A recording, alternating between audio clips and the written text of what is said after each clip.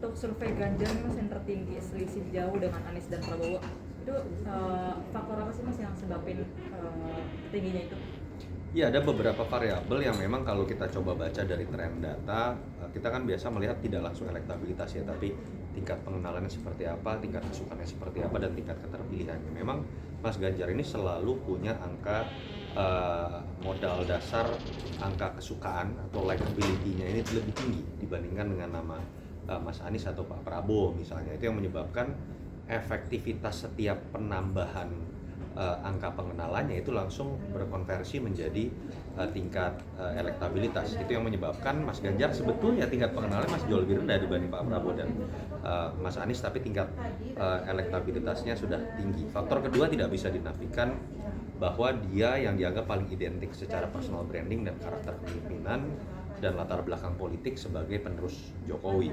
Jadi itu yang menyebabkan juga ada modal dasar dari dua pertarungan pemilu sebelum, dan sampai saat ini tingkat kepuasan publik terhadap Jokowi masih tinggi. Itu juga tentu saja akan menguntungkan Ganjar Pranowo. Terkait tadi Mas, PDIP kan sampai sekarang belum tahu nih siapa calon dan yang akan diusung capres dan cawapresnya. Nah, kemungkinan nggak sih besarnya PDIP akan memilih Puan atau Ganjar, atau malah sebaliknya bukan dari mereka berdua gitu? Ada surprise yang pasti akan di antara mereka berdua. Saya pikir agak aneh ya kalau partai terbesar baik di pemilu 2019 atau survei terkait 2024 pun dia masih surveinya paling tinggi, lalu kemudian memajukan calon di luar kadernya sendiri. Jadi memang pertarungan akan pada pilihan antara Mbak Puan ataupun Mas Ganjar.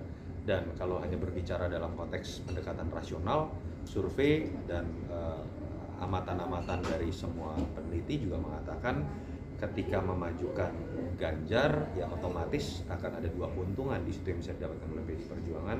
Satu, konsolidasi partai terjadi sehingga kemudian potensi untuk tetap mempertahankan suara di pileg terjadi, dan paling penting adalah potensi memenangkan pilpres yang dalam konteks pemilu serentak itu juga akan mengerek suara dari partainya yang kita kenal dengan efek ekor jas. Tapi kita tahu ada faktor emosional di situ terkait dengan bagaimana Mbak Puan sebagai perwakilan terah Bung Karno. Tetapi apakah ini hitam putih? Saya pikir tidak ya. Kalau kita bicara regenerasi kepemimpinan yang menjadi tanda kutip jatah keluarga Bung Karno ini kan adalah terkait dengan kepemimpinan di PDI Perjuangan.